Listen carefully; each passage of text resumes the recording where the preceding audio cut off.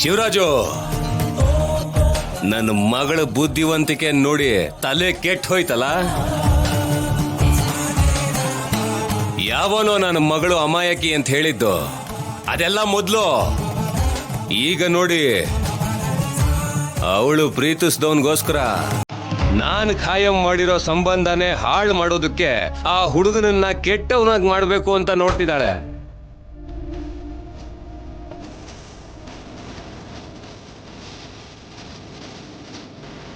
ಸಾಕ್ಷಿ ಆಧಾರ ಅಂತ ಜಾನಕಿಗೆ ಆದ್ಯಾಗೆ ಇಬ್ಬರಿಗೂ ನಂಬಿಸಿದಾಳೆ.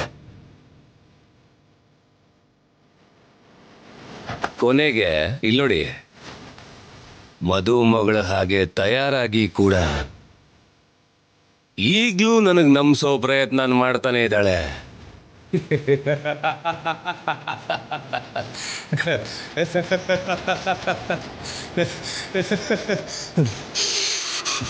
ಪ್ರೀತಿ, ಲವ್, ಅವನು ಯಾವನ ಮೇಲೋ ಇರೋ ಪ್ರೀತಿ ಈ ನಿಮ್ಮ ಅಪ್ಪನ ಮೇಲೆ ಇಲ್ವೇನಮ್ಮ? ಅವನ ಮೇಲಿರೋಂಥ ಅಭಿಮಾನ ನಮ್ಮ ಕುಟುಂಬದ ಮೇಲೆ ಇಲ್ವೇನಮ್ಮ? ಏನಮ್ಮ? ಕೋಚ್ ಕೋಚ್ ಸಾರ್, ಶೌರ್ಯ ಸಾರ್ ಅವನಿದ್ರೆ ಸಾಕು.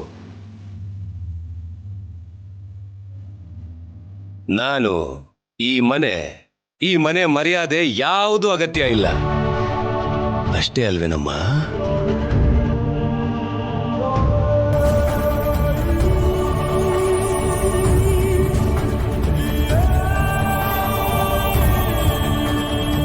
ಏನಮ್ಮ? ಯಾರ ತಾಯಿ ನಿನಗೆ ಬುದ್ಧಿವಂತಿಕೆ ಇಲ್ಲ ಅಂತ ಹೇಳಿದ್ದು?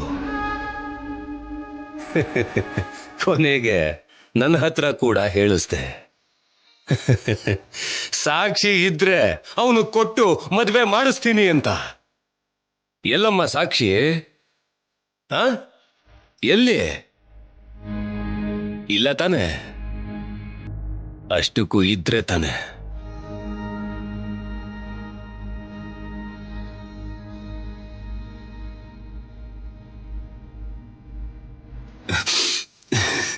ಯಾವತ್ತು ಯಾವುದಕ್ಕೂ ನೋವು ಪಡೆದೇ ಇರೋ ಈ ರಾಜಾರಾಮ್